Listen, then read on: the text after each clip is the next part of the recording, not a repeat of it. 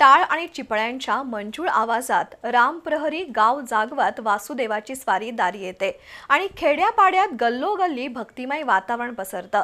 श्रावण मासाच्या पवित्र महिन्यात सकाळच्या मंगल समयी वासुदेवाच्या मुखातून हरिनामाचा जयघोष कानी पडताच ग्रामीण भागातील वातावरण भक्तिमय होऊन जातं। गावागावामध्ये सध्या हे चित्र पाहायला मिळतंय। भगवान श्रीकृष्णाच्या अनेकविध मोहक रूपांपैकी वासुदेव हे एक लोभसवाणं रूप। हातात चिपळ्या, कपाळी केशरी गंध, डोक्यावर मोरपीस लावलेला आकर्षक मुकुट, पांढरा शुभ्र पोशाख आणि मुखात अखंड हरिनामाचा गजर। अशा सुंदर वेशात वासुदेव आपल्या दारी येतो। श्रावण महिन्याच्या भक्तिमय पवित्र पर्वणीच्या निमित्तानं वासुदेवाची स्वारी आता गावागावात दिसू लागली आहे। आबालवृद्धांना दारात आलेल्या वासुदेवाची अभंगवाणी आकर्षित करते।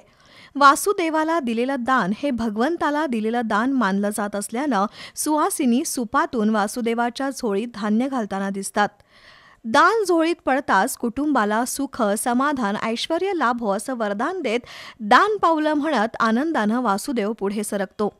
भारतीय लोकसंस्कृतीचा वैभव असणारा आणि पहाटेच्या प्रहरी येऊन निखळ सुखाची, भक्तीची आणि सर्वांच्या आनंदाची देवाणघेवाण करणारा हा वासुदेव आजच्या विज्ञान युगातही प्रत्येकाच्या मनावर भुरळ घालतोय एवढं नक्की।